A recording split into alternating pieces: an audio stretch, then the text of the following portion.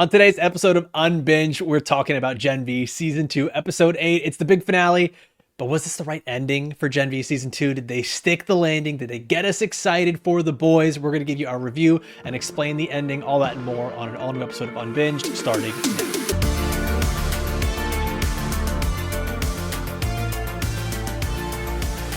Welcome to Unbinged, a podcast about the shows and movies you love to binge. I'm your host, Alfredo Brown. Joined as always, I've got Jagger May and Matt Kaufhammer. But today we've got a special guest joining us from the Binge Empire podcast, Jim Spingler. I'm really excited to have you here with us, Jim. And we're going to go to you first because I want to get your thoughts on this show.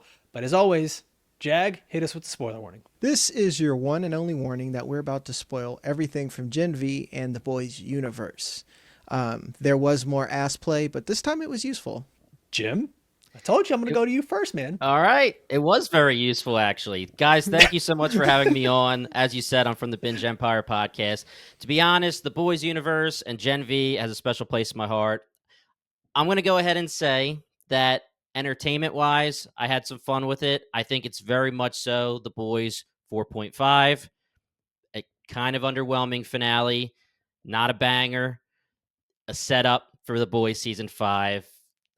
I'm going to stop there. I'm going to let you guys jump in, and then I can't wait to talk all of it with you all. Yeah, let's do that around the horn here really quick. Let's give some of the quick bullet points, and we'll keep going back through. Jag, you said you were ready to unload the clip, man. Let's hear it. We just can't stick a landing anymore in Hollywood. They're like, we're going to have this big reveal. Your minds are going to be explode. They're just the Tim Robinson meme. They're like, we got this new episode of The Boys that's supposed to be nuts. And then, we don't actually get that. And then when the finale comes, it's always, wasn't that dope last episode? Just wait until we actually finish stuff next episode, maybe next season in 2 years. And I'm really tired of that.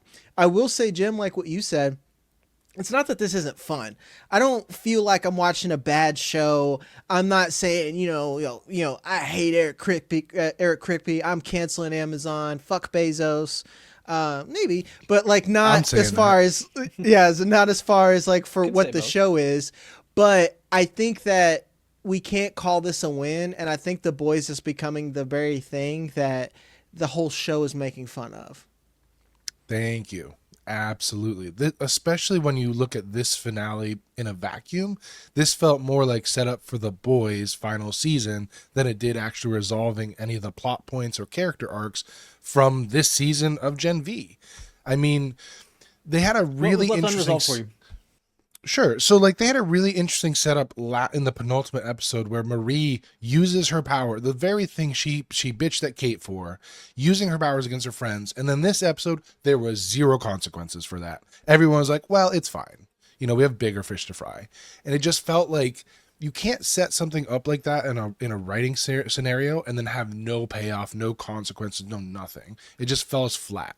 So it feels like they tried to set something up interesting and then gave us zero payoff or consequences for it. And that's where I feel like this episode especially fell flat for me, because I needed consequences for some of Marie's dumb bullshit actions from last week. And instead we got Emma giving a really heartfelt, oh, we're just a fucked up family. And then everything was hunky dory. And it doesn't work for me. That's where I'm feeling. And again, agree with Jim and agree with Jag, where I still had some fun this episode, but not enough consequences for me to be satisfied with this ending. Slight pushback, maybe just a nudge. She did lose Jordan. That was a consequence. Barely. They got broken.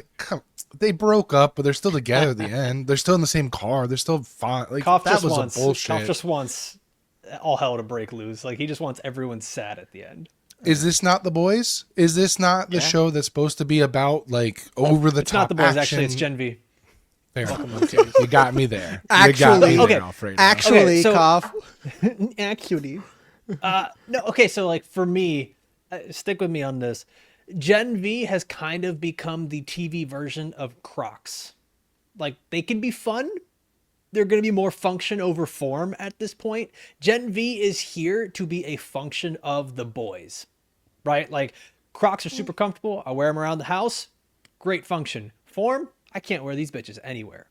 And that's the thing, like Gen V probably didn't satisfy a lot of people because it didn't learn to stand on its own. And it felt like it was doing that for a while. When we had Cypher and Godolkin, we were like, ooh, they're going somewhere cool with this. And honestly, losing Godolkin so quickly after the reveal kind of bummed me out. I'm going to be real with that.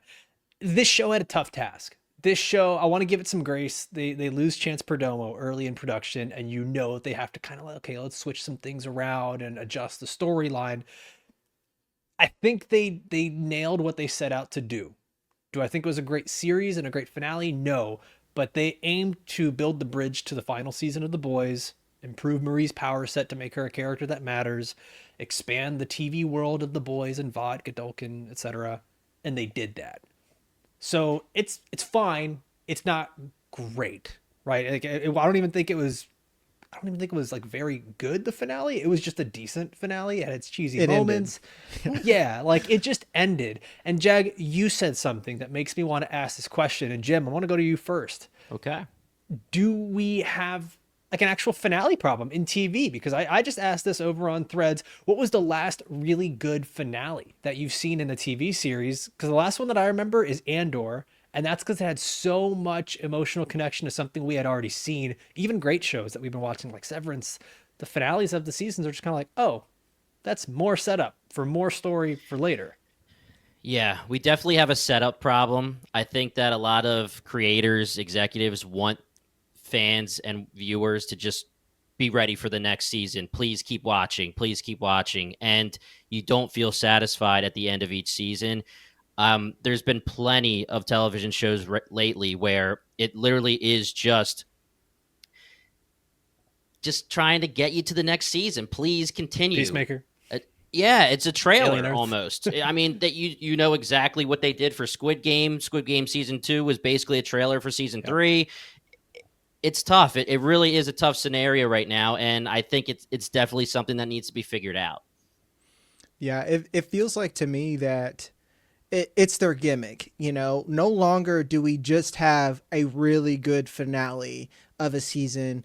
And I want to go back to like the good times of Game of Thrones, where there was some cliffhanger, obviously, but a lot of times episode 9. That's a show that knows how to end things. Yes. You're right. I'm just saying that, like, yeah, like that's a whole George R. R. Martin thing that's brought out of control. That's a different episode of Unbinged, Alfredo. But I think that's a good one. But sorry, total. It's just like write that down. Finales. Yep, write it down. Let's write that down. I do think that instead of just, hey, this event happened and it's cool and it's so cool that you guys want more, we're done with that. Like, I think back to one of my favorite endings, and again, like to Game of Thrones, is like when Tyrion finally kills his dad and leaves. I felt like that was something that ended a story arc. And yes, there is more, but it didn't do the find out what happens to Tyrion next time on Game of Thrones. And then you hear the Dragon Ball Z going off in the background. Like, there's just none of that shit anymore. Or there's none of that, the good shit. Now it's just, okay, we hope you really like this. Did you really like it? We're not confident.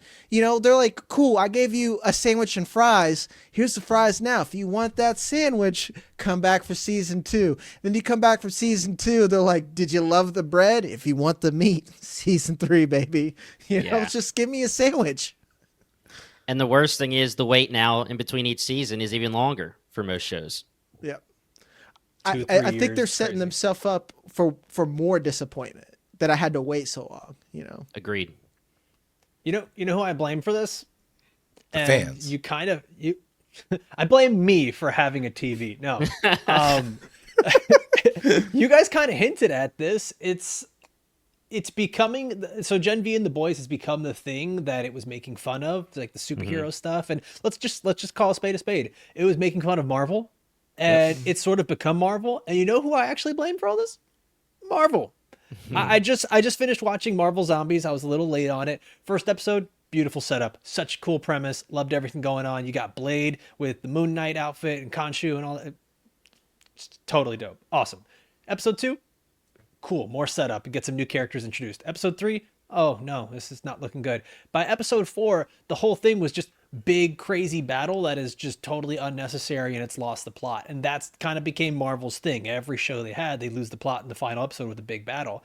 And I almost wonder if we expected that for everything, because that's what we just kept getting in movies, in shows, in everything. Big battle, big battle, big battle. Here's what it's leading to. And we got tired of it, or execs got tired of it, and they changed it. Am I crazy for thinking that? Yeah, I think that the death is underrated. Like, they feel like the big battle is the only thing that we can do to have a finale, or the plot twist. I'm thinking about what other shows do better with as far as finales, like perfect shows. Succession, not one fucking battle, not one. There's just, you know. I don't think there's any battles there. Maybe. No. Shocker. But Should I have finished with felt a brawl in the boardroom. What are we doing? Yeah, right? dude. Kindle goes up like Tom, me, you, let's go. But like we don't have Disgusting that. brothers. Exactly. It ends with a good plot point or a shift in power or a death, and we don't get that. That's Game of Thrones literally had, and I hate that because you're right, Alfredo, a show that's really bad at ending shit, and it also started the wait trend as well. Like, because that's what I thought you were gonna say, that you're gonna blame Game of Thrones, the whole let's wait and split shit up into 4 seasons, even though this is really 2.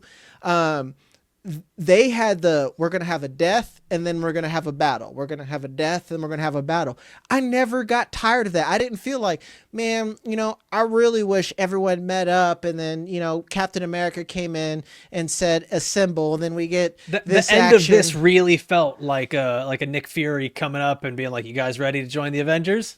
Yeah. That's why I told you in the group chat it was a cheese ball. That's 100%. It felt like the end of Shang-Chi, because I thought that ending with Shang-Chi was fucking stupid. It's like, I've only known you guys for 5 minutes, but you're an Avenger. It's like, what? It's like, Homegirl's just got a bow. Like, And that's a great point that you're talking about blaming Marvel, because in the beginning when the MCU was being created and Nick Fury would go to Iron Man or anybody and start talking to them and say, "Hey, I'm starting a crew. Let's start this Avengers team." It was cool back then because you're like, "Oh, they're actually going to do this? That's actually pretty cool." Now it's been 10 plus years, 15 years, whatever it is. I don't think we need that anymore. And The Boys isn't the same as the MCU. There's been a lot of molds that have been created by TV and film. Sorry, go for it. No, it's all good. I was expecting more of so I don't know much about what The Boys Mexico is supposed to be, but I thought that, especially after last episode, is what they might be setting up for this finale instead of The Boys season 5. Because I thought it would have been really cool to see like somebody like Godolkin, who his obsession with powering up these soups and getting them stronger and all that, him and Sage have that split. He goes off to Mexico and starts his own program and does his own thing. I think that would have been an interesting premise for this finale. Instead of the rote, okay, we have this really big bad that we built up all. Oh, he's dead now. I guess Homelander's still the big bad in this universe. And just, we've had now 4 seasons of The Boys and 2 seasons of Gen V where the problem is always Homelander. There's no variety. There's no interest on my end anymore, because it's like, give us something a little different and maybe we'd be able to sink our teeth into it instead of just building up Homelander over and over and over and over. Homelander's a great villain. He's a great villain. villain. But they have extended this plot now for 6 fucking seasons of television. Like, eventually we need some sort of payoff, or we need something different to maintain interest. Because I don't know about you guys, but I thought it would have been a really interesting way to set up something different, to have Godolkin be like, hey, here's somebody that can fuck with Homelander. Because we already have that with Billy Butcher. And so, of course, we can kind of predict how The Boys season 5 is going to end with Butcher v. Homelander. But this would have been a wrinkle that they could have added that would have kept us interested and surprised us for the next season. I want to expand on that, because I want to ask the question, how much gas in the tank does The Boys universe truly have? They have all these plans for other shows. I want to ask that. But before we do that, guys, if you're enjoying this video, this episode of the podcast, even just for a moment here, this conversation, please take a second to like this video on YouTube, subscribe to the channel, because we have so many great shows coming your way. Next Wednesday, we're going to do our Halloween episode. We're going to be in costume. We're going to be doing a one-off episode here. The actors that killed their movies with cringe. All right, we didn't want to do like actual Halloween killers and all that stuff. We're gonna be doing some of the cringiest and worst actors in Hollywood and putting a bracket together and seeing who is the cringiest of them all. We're also gonna be covering It, Welcome to Derry, Landman season 2, Stranger Things season 5, Fallout comes out in December. There's so many great shows coming your way. And we also have that giveaway. This is the last week for it. Okay, $200 Amazon gift card for the best review that we get on Apple Podcasts. We're going to reveal the winner on the premiere breakdown episode of It, Welcome to Derry on Monday, October 27th, excuse me. So make sure you get your submissions in for that. So gentlemen, I did ask the question, how much gas in the tank does the Boys universe have? Jim, are you now more excited for The Boys season 5? Are you excited for Vought Rising? Are you excited for The Boys Mexico? Or is it just kind of too much at this point? I think that, like I had said in my intro, I will always watch The Boys until they really make me not watch it. But what I will say is, to the point that was made earlier with Godolkin, the worry that I had last episode, after episode 7, was that Godolkin will die in the finale. And the reason will be because if he is a big player in season 5, do we even have enough time to make him a big enough player? Do we have enough time for him to be a big enough bad? We had the reveal in this episode that he has the same compound V as Soldier Boy and Stormfront. So he is a big dog. And having him, Homelander, Sister Sage, so much going on, can we take care of that? And I think it would have been a great idea to somehow move him over to Vought Mexico or something like that, like you were saying, or the Boys Mexico, I'm sorry. That would have been really cool because it is very underwhelming that he's gone. My co-host on our podcast was saying, I can't imagine he's gone because he's too big of a deal. But I was like, do we have the time? The Boys has to have some kind of blank slate status quo ending where depower Homelander, kill Homelander, whatever you need to do. And then Eric Kripke said he wants a season 3 of Gen V. Where do we continue after Homelander? I don't want that at all. We have Marie, who is now literally God level. We had that tease last episode that there could be a little bit of villainous in her, but I think they're saying, never mind, sorry. I think she goes full Dark Phoenix or something in like a season 3. I went on a major rant on our finale podcast that I don't even know was worth talking for 15 minutes, but they really overpowered her. And you have to figure out, is she going to be an overpowered protagonist or an overpowered villain? And if she is a protagonist, what villain's going to pop up after Homelander to make her be worth it as a character, unless you do kill her off? And I wouldn't have really been against her dying in this finale to give us a major banger of an ending, because she is very OP right now. So I still think I will watch The Boys. Vought Rising with Soldier Boy, it's a prequel. I'm in for that. Mexico, I have no idea. I know that they said Cypher as Godolkin was there at one point at the Mexico office, so they teased that for a second. I have no idea what they want to do for that. If they continue, of course, I'll be watching. But like you said, I don't know where this goes after you finally finish the whole entire series with Homelander finally most likely ending his storyline. The only thing I could possibly think is maybe Godolkin, in his final moments before Marie burst his entire torso and head, is that he was able to jump into somebody else and control them, and now he's stuck in somebody else. Maybe that's the reveal, and that's how we get him back. Stuck in Other than Bushmaster. that, though, right? Imagine? or Harper Chameleon. Like, maybe that's how they play this, and then I could be like, all right, that actually is an interesting premise. But for them to build up somebody as powerful as Godolkin and then just kill him off an episode later feels like such a waste of a character and a waste of this entire story arc. And if it was only to get Marie more powerful to go up against Homelander, I almost feel like I wasted 2 seasons of television. Like, it was entertaining, but I don't know if I need to spend this time watching the show if that was the entire goal.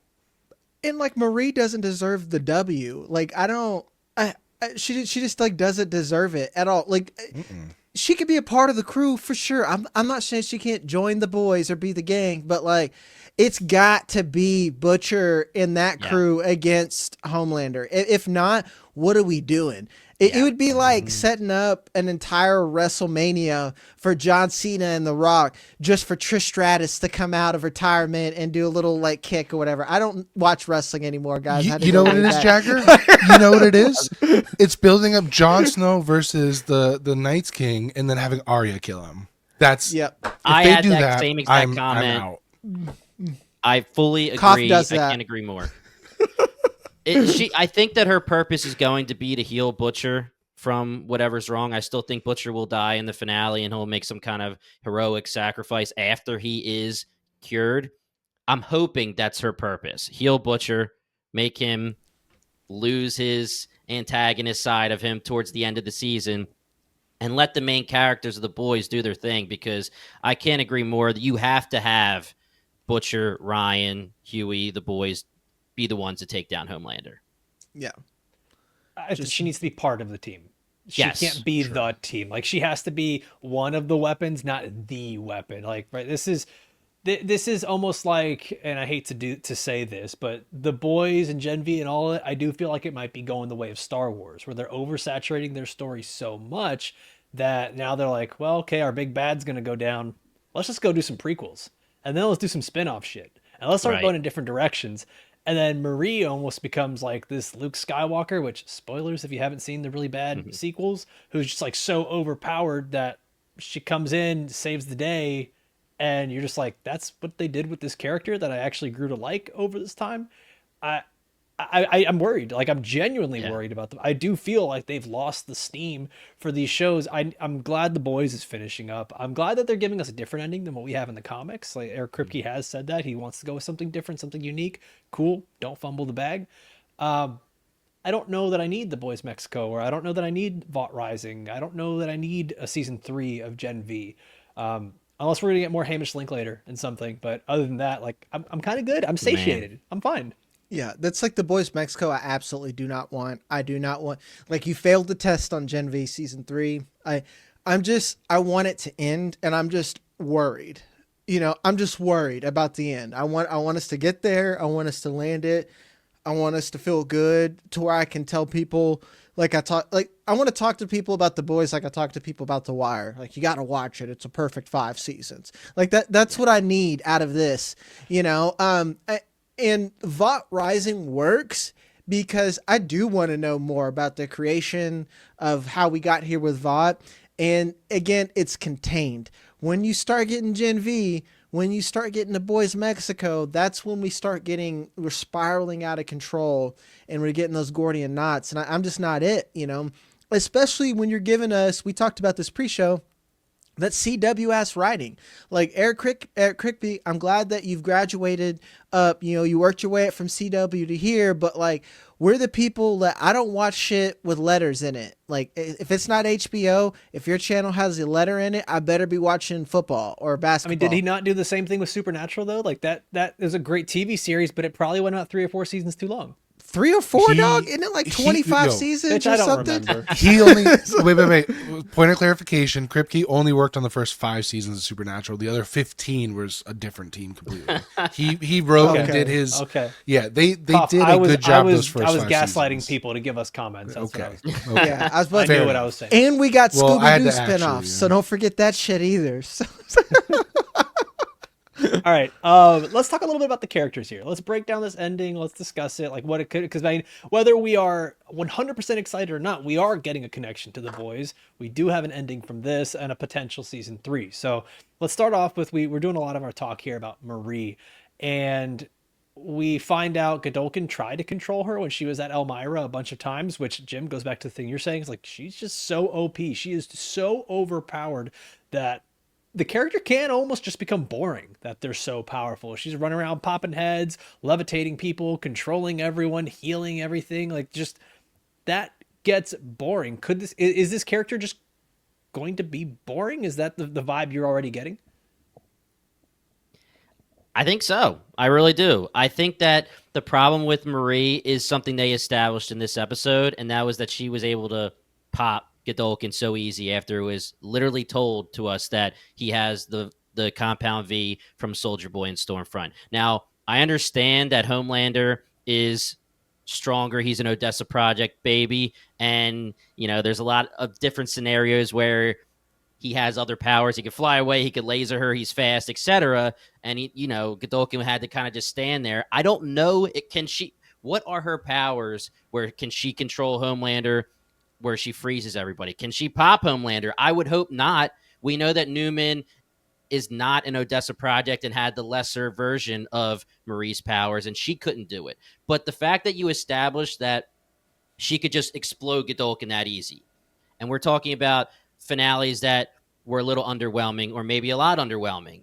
I was not expecting, even though I thought that I theorized that the Vision was going to be Godolkin exploding, and I said I hope it isn't going to be that. Now, the Vision just wasn't even true at all. But the fact that she just exploded him like that, I very much so thought that was underwhelming for a big bad that's supposed to be a little bit under Homelander. We know Soldier Boy can throw down with Homelander. So I understand that Godolkin's powers are different and Homelander, can hit her from range, and there's a lot of other things that can happen. But I don't know. What makes her not just go see Homelander right now and go, episode 5 or season 5, episode 1. Hey, let's go hang out, Homelander. Boom. Let me see if I can explode you. Hit him with the 11 hand. Yeah. Remember, she's already tanked a lasering. She's already tanked a lasering from Homelander in the first season. So what's to say she can't stop him right now? Like he wasn't his go-to power move is hitting him with the double lasers, and she brushed it off like nothing. Koff, this is great. You've been hitting shots from half court lately, and so I want to bring up this question to you because I was thinking of this, okay? Is that since both Homelander and Marie are Odessa Project creations or Odessa Project babies, what if there's something where they are actually, like, they're more powerful than everyone else, but they're invulnerable to each other?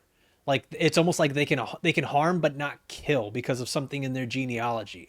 That feels like the most hand-wavy way to explain it away of like why she won't be able to kill Homelander. But if not, then you just have like episode 1, let's kill each other, and it's done. Right. Yeah. They're going to do the hand so what you're saying is we're the same. Pull a Hancock. No, what you're saying is pull a Hancock so where Will Smith. Will Smith and Charlize, if they're too close, they get depowered. Possibly. Yeah. I think that would be a ridiculous explanation if that's the route they go. It's Shoot from half court. Let's go. You've had the best theories for like the last 2 months. You've been on fire. I know. I don't really have any. It's my cross to bear. Yeah, I know. Fucking guy. I don't really. They're gonna have to find a way to nerf Marie in the next season. Yeah. Whether that's a mental block of some sort, like Emma had this season. I don't know what it's going to look like, but they're going to have to nerf her because they have built her up to be the most powerful soup except for Homelander. So how do you keep her from, unless that is the plan of her turning heel and going true villainous because she's like, well, follow me or die. So maybe that's what they do, but I don't see that. After the finale, I don't see them doing that. I don't know. I don't have any predictions other than maybe Soldier Boy coming back in this next season. He hits her with the super chest depower move, and now boom, she's nobody again. But again, if that's the plan, why build her up to this point? I don't see a clear path forward for this character. I think that Marie's nerf is the same as Homelander's. She's fucking mommy stupid. Issues. Kind of. Yeah. That too? No, she's just kind of. She's just like they're not smart enough to handle their own powers. Yeah, and I don't mean that to be like an insult so much as that she's like 22 years old. Yeah, so she's a young kid. Yeah, everything's Impetuous. an impulse. Yes, and that's what I mean. Like she's fucking like I was stupid at 22. You are just not a smart human at 22 years old. Most of us are not. We're just impulsive and allowed to drink and fight in wars and stuff like that. Like that's it. And I think that can be the only way they nerf her. But on top of that, that just makes her annoying, Like, I hate annoying main characters. I know sometimes you gotta bring them down to that level, but I feel like this season was her being annoying. I'm ready for her to be useful in an adult and kind of move on. I don't know. Just do a little hand move and then go, And then we're getting back to the point that we were making earlier about if you give her that storyline, that means you have to flesh it out in The Boys Season 5. And do we want that? Do we care about that? Do we have time for that? to the point that was made earlier about Godolkin moving his consciousness right before he died to somebody else. People are wondering if he did move over to Marie at the very last second. She makes kind of a face at the end of this, when Annie shows up. But the question I would have for you guys is if he's able to do that. I know an easy answer would be him saying, thanks, I leveled up. But we know when he was in his body for all of those years, he couldn't just move to somebody else. Maybe he never wanted to move to somebody else because he always hoped he could get his body back. And no matter where he moves to, then he's still the puppet and he doesn't feel anything or taste anything, etc. But do you think we're going too supernatural now if the actual body disappears and is destroyed and he can move his consciousness and somehow have a consciousness in somebody else from his compound V? Because to me that goes into magic at that point. Exactly. We're magic, beyond biology. That's magic. Right. If you want to say 100%. he magically could do some shit, cool, but you should have brought magic into this like 3 seasons ago. Right. That's the big thing with the boys and Gen V and any superhero thing for that matter, or like you're saying, Jag, with magic, it's like there's always rules. There's always something that we as an audience can follow, and I think they've played it really loose with things, but they've always tried to make it a plot device of like, oh, well, this was the Odessa project. That's why you're so strong, Right. That's why this rule was never really explained. Or so maybe there's something like that. I do think it's all going to come back to like something with the Odessa project, something with how they were created all along. But I think we've hit the point well enough that like, we don't want Marie to take over the boys season 5. It's a fine character. Yeah. She developed plenty this season, but like the overpowering going into the boys, which I think it would take away everything that they've developed so much there. I'd rather Emma be like the one. I don't know. Like if you're gonna make I love anyone Emma. MC, Lizzie Broadway's just the like bring best. Emma. She is. She really is. She really is. Right there with Hamish Linklater. Best part of the series. Yeah. Like just no doubt. Guys, we should have seen Chekhov's asshole coming here because the title of the show was Trojan. Yeah. It was a Trojan horse, a Trojan asshole. Like we should have seen this from a mile away. We earlier in the season we were like, oh, I wonder who's going to die from Chekhov's stinger. Remember the dorm lady. assistant or whatever it is, the bee lady. Mm-hmm. She went missing after like 3 episodes. We never got She anything. did from that. go missing. Yeah. There was no payoff from that. We kept thinking, oh, someone's going to die on accident. It'll be funny, whatever. Yeah. Nothing. But then we get the butthole thing. I think the thing that came from that, obviously, is Marie saying, we beat you even with the useless ones. Right. Do you think that carries over into the boys where maybe this resistance is starting to pull in some of those useless, quote, useless heroes? Does this become more of like a thing where we're including as many characters as possible? Because that seems like it could get dangerous where the show itself gets watered down. Yeah. Again, I don't want to see fucking Bushmaster Spider-Man down from her pubes, and just feel like I'm here to help, Let's just, I don't know. Actually, when I say that out loud, that's pretty funny. That sounds funny. I'm kind of in. That actually sounds like the boys, to be honest. Quick, write that down. Yeah. Call Kripke up. Yeah, I'm gonna tweet at him like, "Hey, dog, this is." It's just a Recreate the Spider-Man kiss. Yeah, it's like just a Spider-Man kiss. She's coming down. Like, sundresses only for her. I think it's a good message that they're trying to tell or bring about throughout this, where everyone matters. And the problem is, though, Avengers Assemble in season 5 of The Boys, and we're going to have 50 characters we need to write and actually make people care about. I do think that there was a theme throughout the season, a narrative that this message is great for Gen V season 2. Everyone matters. Everyone has a place. But for season 5 of The Boys, I'm good with the Gen V characters joining the team. But if you start adding a lot of these characters, if you want to make it a side thing where you don't want the portals where they all start just walking through. Say that again? Oh, the portals. So exactly. Yeah, right. Right. Homelander's waiting for them, and then here comes the portals, and here comes your girl Bushmaster and everybody. So I think that maybe you can have a scenario where you're gathering them, but just have them in the background if that's really what you want to do, and just don't make them matter that much, even though that's kind of supposed to be the message. You can't have so many characters in one season. We keep talking about it. Season 5 is one more season for an entire series finale.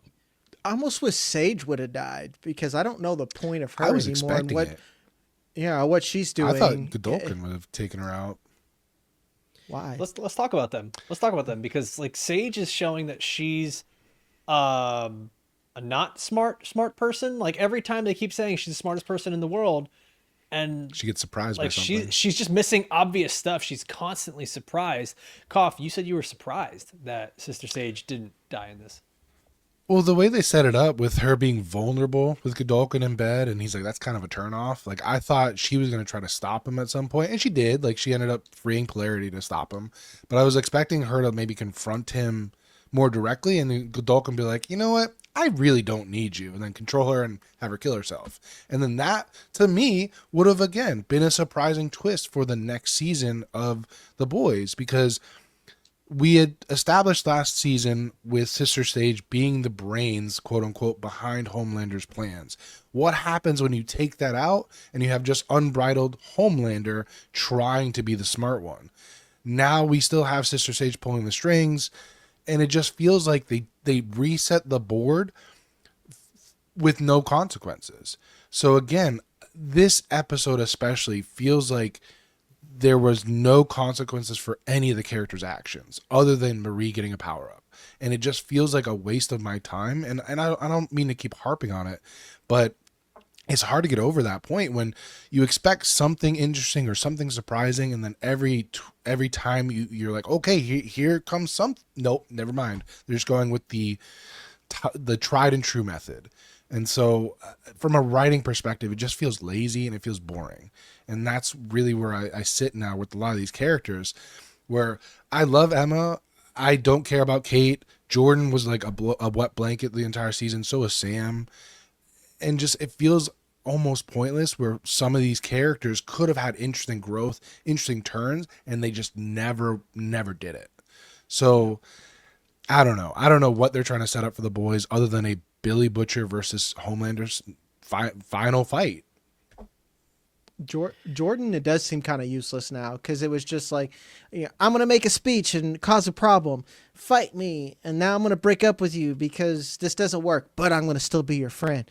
I'm like, can an adult who's actually had in a relationship write this out and learn that none of this fucking matters anyway? I will that's say the point though. Yeah, I do think that's the point, is to make a bunch of these characters muted or a little more neutral in this, because if you do have this many characters you care about going into the boys, the stakes are too high for those characters. And now you have an excuse to be like, oh, they've fucked off elsewhere and Marie is the only one hanging around with Huey and Starlight and all these people. You kind of have to, like we were talking about this before, that Gen V was better when they focused on like 2 or 3 characters. And we were like, oh yeah, we didn't see Sam this episode, right? And I'm trying to give the benefit of the doubt because there has been good writing at times. And so like, maybe that's it. Maybe it's mute some of these other characters, gray them out for a little bit, get Annabeth out of here for a minute. She can stop crying every episode. And then like, let's do something that's actually functional with the characters we are going to have on screen in the boys. That's actually a good point, and I'll give you credit. That is a good thing to get the benefit of the doubt. And another thing I was going to say to continue with the walking back a little bit, I do think that Sister Sage is just like the most advanced of autism, to where like she's incredibly smart, but she's just so fucking stupid with basic humans. Where she's movie was this? What movie was this? Where autism unlocked? The Predator. Oh, movie. It was the Predators. Predator. The new Predator one. Yeah, dude. Yeah. Where like sometimes she's just like, well, why didn't this happen? Yeah, it's like because she's a human being. They're a human being and they have feelings. That's what Sister Sage misses all the time. Is like, oh, this human reason. God, how do I calculate this? She's just alpha. Ay, just spinning around, like flipping out because someone had an emotion. You know what, Jack? You're absolutely right. I missed that. When she confronts Polarity, she's like, how do you do it? And she's talking about the humanity of like losing your wife and your son. Okay, I'll walk that back. Sister, that makes a lot of sense. That her weakness is literally humanity and feelings. Yeah. So why Jim, I would got a you do question for something irrational? Because I'm a person. It's like, Yeah. I'm a person and my name's Anakin. Jim, I got a question for you because Sister Sage here, obviously with Godolkin supposedly dying, Sister Sage goes into this next season of The Boys where there's going to be a lot of explaining. If we see her ignore a call from Homelander, her knowing that's not going to work with Homelander, like this is not the way to reveal yourself, she's going to have a lot of explaining to do. I'm curious because there was a moment where she's talking to Polarity where she says, not that it matters, everything ends the same. She almost seemed helpless for the first time. Like she didn't seem or feel like she was in control anymore of it all. She lost hope. Do you think there's a chance that we see sort of a flipping of the sides for Sage because she realizes at least siding with these people is better than siding with Homelander? Sister Sage is such a question mark. I still can't figure out at all what her end game is. I know in prior seasons, I guess only her last season, she said, I'm doing it just to make sure or to see that I can do it, just to prove that point. But that can't be her actual end game for, again, a series finale. I think that I've always thought that Sister Sage is eventually trying to use Homelander to defeat himself and put somebody else in as the leader, quote unquote, of this super supremacy thing. I don't know that she necessarily wants it for herself. I do think that she's with Homelander, but not with Homelander. I think that she understands that he's not the one. And I think that she bought enough, last season when Homelander kicked her out and said, you're done, and she used that as part of her plan, and she explains to him, this was all part of the plan. I knew exactly what was going to happen. And then it ends up working out for Homelander. I think that she's going to be able to talk him down, but I need to know pretty quickly, as soon as season 5 starts, what her deal is. Yeah. I understand that in Gen V, they were showing us that, maybe this is the first time that she had feelings for somebody because Godolkin is the closest she's ever gotten to an intellectual equal. She felt like she could talk to him. But Sister Sage is always my way or the highway. She believes that she's the smartest person alive, whether that's true or not. I guess, I don't know how you calculate that, but everything she's always done, she believes comes true the way she wants it to come true. And as soon as Godolkin said, I'm going another way, it's every time someone betrays her or doesn't listen to her, she is going her way, and that's it. And that was a defeat for her because she did care about him and she had to turn on him. But again, she's going to turn on him because she thinks, logically, her way is the right way. I just don't know where she's going at all. I really have no idea. I'm going to put a quarter in the Watchmen jar because I feel like she's having a Dr. Manhattan moment, where she's like, I can change almost anything, but I can't change human nature, because that's the one thing that she can't ever calculate correctly. So It's season so finale true. of The Boys is her in a rocket to the moon. Yep. She's going There you Lady go. True. Nailed it. And she, yeah. All right, let's jump into talking about a bunch of these other characters because we have a lot of other characters to cover here. We're going to take a quick break, and we'll be right back in just a sec. All right, so jumping back into this, it actually feels like one of the bigger players from this episode ended up being Polarity, who I think you can tell from the way the episode went and the way the writing was done, this was supposed to be Andre, and it was meant for him. I still think they kind of did a good job with having him be the character that does this. Do you think we've seen the last of Polarity, guys? Because I'm trying to figure out or wonder how he fits. If we were saying some of these other characters that are already on the run would be too much to put into The Boys, I almost feel like Vought takes over Godolkin U. It becomes Vought U, and somehow Polarity is the new Dean because he thinks Yeah. he can do the right thing. Yeah, That's I what I'm think he thinking. needs to be a tertiary character. And by that, I mean, like, he's in his NPC era where it's just like, we need to go visit this. And he's just like, welcome, students. And then, then he just kind of fucking goes, Yeah, he gives them a piece of information and then they leave. Yeah. I don't know why I made him Gandalf immediately. Like, he just got the owl podium. Because Ian, If Gen V season 3 exists, he'll be in it. I agree with you. He could be the Dean, but otherwise, again, that's just one other character we have to add to season 5 of The Boys. maybe he gets a little bit of a cameo. Maybe Emma gives him a call, like you said, something very quick. But otherwise, I really don't expect too much more. Yeah. Yeah, I'm kind of hoping that's what we get, because I don't want a crowded. Was it season 5 with the boys, Yeah. right? Mm-hmm. Yeah. By the way, Black Noir giving him like feedback on his That was movie awesome. The notes? about the alien, like that was great. I was listening to it and I thought he was talking about one of the actual Alien movies, like Alien 2 or something like that, and then realizing he's talking to Polarity about one of his movies. It's just chef's kiss. That's prison favorite hell, part. dog. Where you're just like, oh Bro. my god, fucking kill me. Yeah. Favorite line of the show though is like, "You can talk now." Love that. That killed me. That killed me.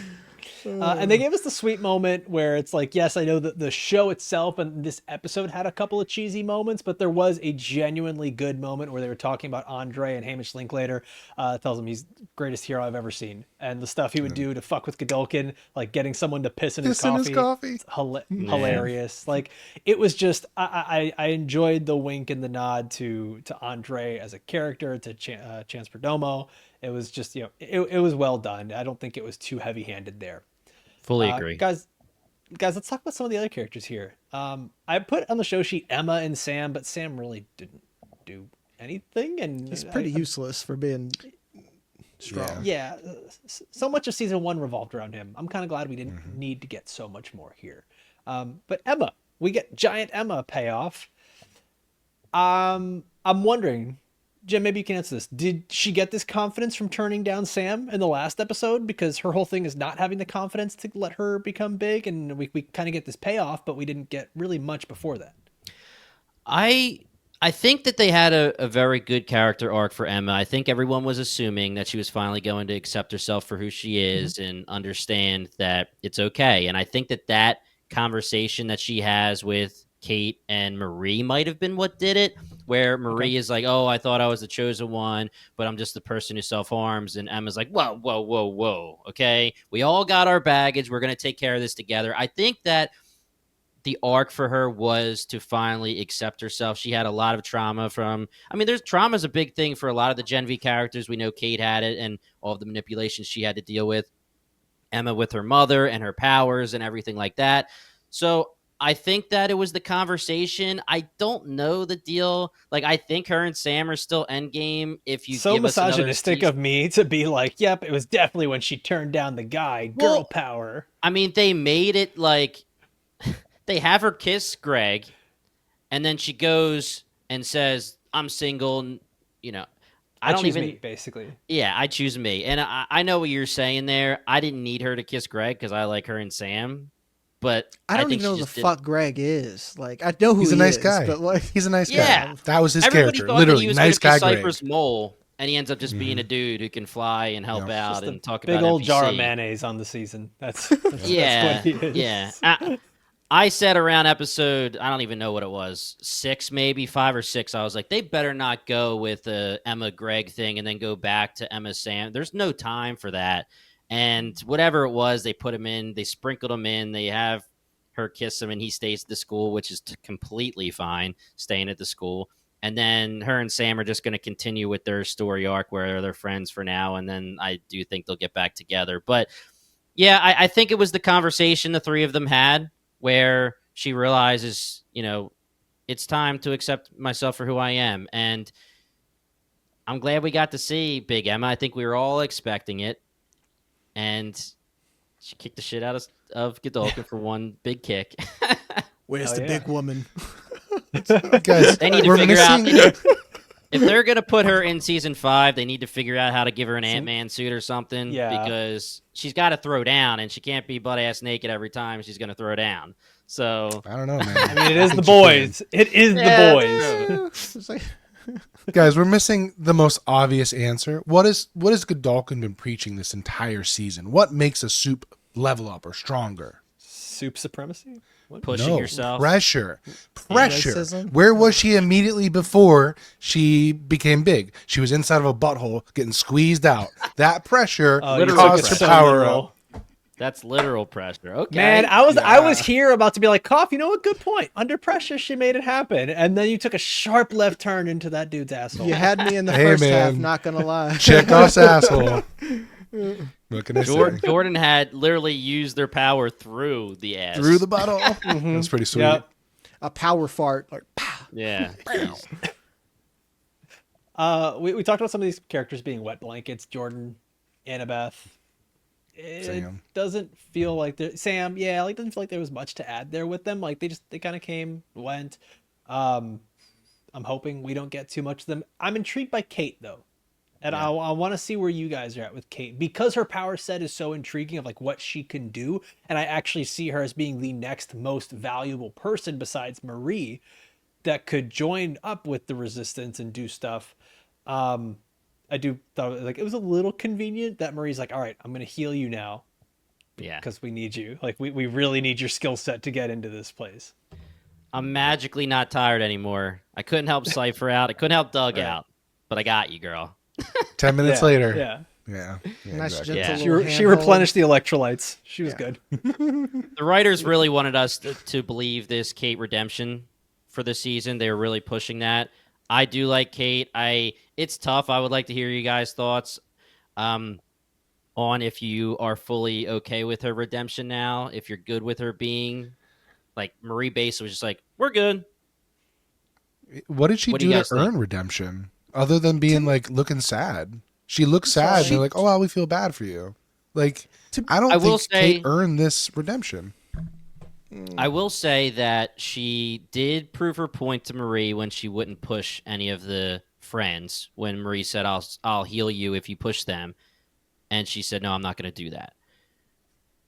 I will say also that if you think about Kate and all of the trauma she's been through with basically being locked in her room, and then the one person that quote unquote saves her is Dean Shetty, and then manipulates the hell out of her. I'm still not going to say it's all good for what she did, but I do think that at this point, I'm good with her being back on the resistance side. I think that the redemption tour worked out for me. I know that you're saying, what did she do? I think her big thing to this season was that she didn't think any of the crew liked her or cared about her. It's almost like, I don't know, did you guys watch Wednesday? Yeah. I saw the Yeah, first. I mean, either way, yeah, it's basically like how the siren believes, like, do people actually like me or am I making them like me? That kind of deal, right? And Yeah. she obviously pushed Andre, Luke, everybody she had to push because of her manipulation. And she wants people to like her for her. And I think she did some stuff this season, but it was a little weird where Marie just last episode was pretty much like, no, dude, you are way too strong to give your powers back. And then this episode, she's like, all right, we're good. Give me a hug. We're all friends here. Here's your powers. I will say, that's what I'm like, saying. I think Kate is understandable, relatable. Like, I feel like they really gave up on the story arc that our parents are evil because they injected us with drugs and then treated us like shit. Like, if anyone needed to go full blown like villain arc, I felt like Kate is up there. So that's why I feel like her putting so much effort in, like, to be honest, I'm the opposite, where I felt like Jordan and Marie being pissed off just drug this story down. I'm like, you clearly need this girl, and she's clearly not on their side for multiple reasons, and it's been manipulated. Let's just, get past this and make lemonade. My big question, did Marie like heal her Skrillex hair? Because it feels like filled in as well. Heal her arm for a while you're at it, too. I don't know how her power exactly works. Did go she back and actually, watch. is she have her? I don't think did she heal her regrew arm? her. I don't think we never saw. So maybe they'll Yeah. maybe Fucked up. they'll She confirm gave her it, back her but- powers, but that hand stays Well, off. she's like, yo, I got to give you at Let this least be a only lesson. one arm. Yeah, Only I was one gonna- arm. We're good. Yeah, I'll fix that buck ass haircut and your brain, but girl, you remember where that hand is and why you got it. Never forget. She This just is her didn't let night- the oh, kid God. touch the stove. I would at least done it Yakuza style. It's like, cool, them 2 fingers are Take a mine, finger? homie. Yeah, he's right off Going your full sword predator, hand. wearing them around her necklace. Okay, at the end here, we get the Annie, Nick Fury. Welcome to the Resistance. We get an A-Train cameo. I mean, Listen, it did enough where I'm like, okay, cool. All these characters are going to know each other for the boys, the next season, right? Yes, it was cheesy. They did the thing where it's like the end of a early 2000s superhero movie. It felt like what's that fan four stick where he's like, say that again, and like he's smiling as Reed Richards is looking at the thing. That's kind of how this felt, where it's like the Resistance. And they just smile, look at each other like we're ready to fight. It's a little cheesy. I love Needle Drop, having 9 Inch Nails in there. Yeah. That was beautiful. That was great. Should have been Radiohead. What do you want from Radio? What song? Oh no, just like every show they end like depressing on Radiohead. Daredevil? Yeah, Daredevil something. did that. Yeah, just like you got to end on Radiohead and make everything either build up for the future or really sad, and you're shocked that, oh no, homie was a chomo the whole time, like Black Mirror.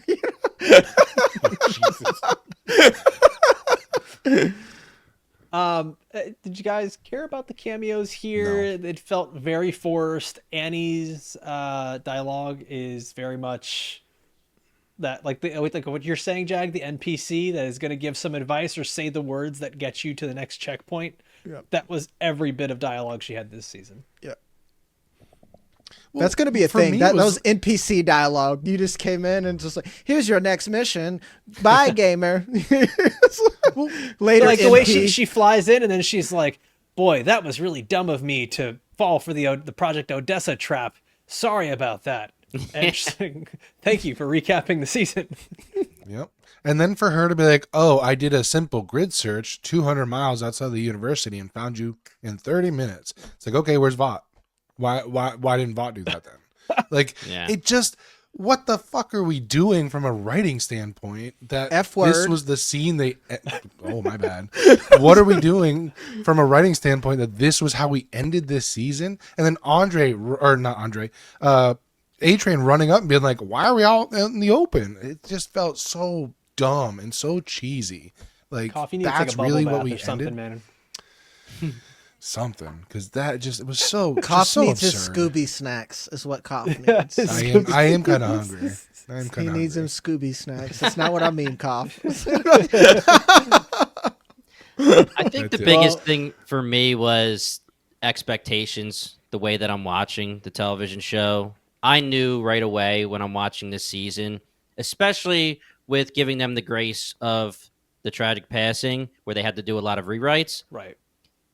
Either way, I fully was like, this is going to be a trailer for The Boys Season 5. So going into that, that's exactly how I was watching. And there's a lot of television shows where it's almost a shame that we all have a podcast, because if we could watch it without having to break it down and really microscope it, you might be able to sit back and relax a little bit. But now, doing it for years and years, it's in our brains, and we're like, we can't just be entertained. What the hell's up with this, and what the hell's up with that, and why the hell are they doing that? So I try my best with the expectations, and because of that, I would allow a lot of things, and I could just try to be entertained by it. And yes, cheesy as hell. I took it like, hey, here's the trailer. Let's get ready for season 5. And you guys are saying it, CW, The Flash, whatever it is. Let's go, guys. Let's go. It's time. Whatever.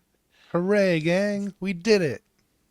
We needed the you power here, of Jim. friendship. Yeah. Like normally we have Sam. That's the bright ray of sunshine, and that's you this episode. Yeah. I need to ask you guys this question too, because we're talking about Kate and Sam, and you especially saying that Sam was basically nothing. Season 4, we have a little bit of the cameos with Sam and Kate, and they were utilized. Sam took down Kimiko or captured her, and Kate was used to push Frenchie. So the fact that after you use Sam in that way for season 4, and then you're kind of just like, hey, man, I don't know. We don't have anything to do with you this season. Just go have some fun. Now, I will say, if we're going to go with that theme of character progression, I like that he had the conversation and he understands that his mental issues were something he was born with and his parents didn't do it to him. And it's, again, one of those things where you accept yourself for who you are and you can move forward now. I love all of that. But the fact that Vought didn't keep really any tabs on Sam at all, Kate was used in season 4 very prominently, and I understand Cypher / Godolkin was saying his whole line about if your powers are screwed, then you're screwed, and we only need you because of that. It just seemed like Sam was just why. I don't know. I thought he was going to be such a bigger character because of how they utilized him. A lot of people were wondering, before season 4, is Sam going to be the next Black Noir? Is Sam going to be in the 7? Is Kate going to be in the 7? And now it turns into Sam is just, he has that little arc, which I liked, and then it's just, hey, I like Emma, and I'm going to stand here and get beat up when I'm Queen Maeve. I understand that, too, that he doesn't have any actual fighting abilities right now, even though Marie apparently turned into John Wick and can throw down. I had the same question. Yeah, I had the same when question. did she learn that? So, okay, I'm wondering, right, and this is me maybe hand waving and explaining things away, and then we're going to get into our scores here for the show, is do you think it's because she can sense people's blood that she actually can sense what their next movement is going to be in their body? That's maybe going too deep into the explanation, but that's the only explanation to me that's like, oh, that's why she can kick some ass when she walked in there. That's some comic booky shit, dude. That's If like you so, tell- like yeah. Daredevil Like, that's can hear Daredevil. their blood. Yeah. Yeah. I was gonna say that's Daredevil for sure. If you tell But the me she's problem with Project that, though- Odessa, then she is OP, so that's fine with me. I'm okay with that. Follows the rules. The problem Yeah. is there was no setup for it, so it just happened, and Yeah. then we No. have to, after the fact, try to explain it away. So it's like, Right. again, that's just shaky writing. If you're gonna Yeah. do something, make sure there's some sort of setup that makes sense. Well, The I tough took part with biology this- cough, so I got it. Well, the tough part with this is that since it is a superhero show, you get a bunch of superhero nerds that are coming over to this wanting to experience something different, but they're like, hey, we still need all the rules though. Like, you're not just You need gonna get rules. shit past us in these episodes. So yeah, man, Gen V, they had a tough hill to climb with everything that happened during the early production and trying to attach itself to the boys. But guys, we do this every time that we finish a show. We give it a rating 1 to 10. Jim, you're the special guest today. Let's start with Okay. you. What are you going to rate this? Do you guys do decimals, or are we just going 1 to 10 straight up? We We can do some especially decimals. use Before. decimals. I don't That know makes the it last even time I harder. gave a whole number.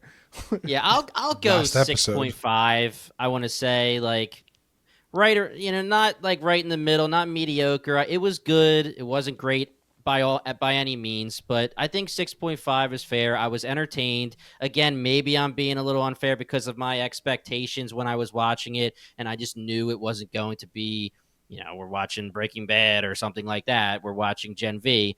I'll go 6.5. Cough, why is it a 4 for you?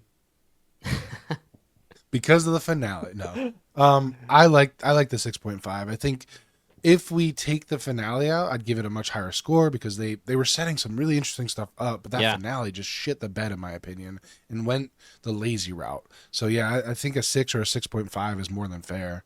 I wanted more, I didn't get it. Maybe that's my own problem, but whatever. Here we are. I'm there as well. 6.5. I'm not going to add anything new that you guys haven't said. Strong premise. It's the meme of the horse where you start drawing it real nice and then it just ends up, like a little stick kid drawing figure. it. Yeah. They just try to shove a bunch in at the end there and be like, look, we did the thing, right? So yeah, 6.5. Jag, send us home. Spoiler, 2. I was gonna give it a 6.5 as well. Where Hey, it's just like, Look at us. yeah, it's perfectly fine if you're a fan, but it's not the season of TV that you're gonna tell someone else. You got to watch this one. Oh, yeah. This is not Unless you want to this is say not- watch Hamish Linklater and his performance. Yes. then- Yeah. That's true. Right. Like just watch the Hamish Linklater clips, maybe some Lizzie Broadway, and then call it. Yeah. Honestly, you Ham- could read the premise or the plot summary of this season and not watch it and be just fine. Fair. Well, boys, Jim, this was awesome, man. Thank you so much for joining us. Like I mentioned before, come to us from Binge Empire. Why don't you tell us a little bit about what you guys have coming up, where everybody can find you? Yeah, we're at the Binge Empire podcast, guys. I had an absolute blast. I would love to have any of you on our podcast as well. And the best part about it is I think we're covering a lot of very similar things coming up. We're going to be covering It, Welcome to Derry as well. We're going to be covering Stranger Things, and we're going to have Fallout Season 2. So we also have another podcast called The Core Podcast, and that does all things Apple TV. That's separate. So if you guys are watching any Apple TV shows, we'd love to have you on that as well. We could talk anything. We have, of course, Pluribus coming up in November. So if you guys want to jump on that at all at any time, that'd be a blast. But again, thank you very much. There's so much good stuff coming. I'm very excited. It's a little weird at Welcome to Derry is not fully in Halloween season. It's just at the very end, and then they're like, all right, let's go into November. Yeah. But I'm excited for that one. Yeah, that's one where, like, we've been all doing the audiobook, and I got like a third of the way through. I can't do it. Cough's read it like 17 times now. But really excited for It Welcome to Derry. Jag, you're our Apple TV Plus guy, or Apple TV. We've removed the plus. Yes, they removed the plus. Yeah. It's Yep. cleaner. I'm watching Slow Horses right now. That's my show, Jackson Lamb, my boy. I actually just started it. I was like, hey, wait a second. We're an Apple TV podcast, and I haven't seen some Apple TV shows, so I need to jump on them. So Slow Horses, I'm on season 1 right now. I think I'm on episode 4, having a blast with it. I love it. Well, guys, it's going to be a wrap for us. We're going to be back again on Monday with the premiere episode of It Welcome to Derry. And then Wednesday is going to be our special Halloween episode where we're doing a bracket of the actors that killed their movies with cringe. It's probably not going to be a very kind episode, but come in to check out our costumes, how stupid we look, and all the fun we're going to have. It's going to be a really good one. As always, I want to thank everybody for watching or listening all the way through. For myself, for Jim, for Jag, for Cough. See you next time. Adios.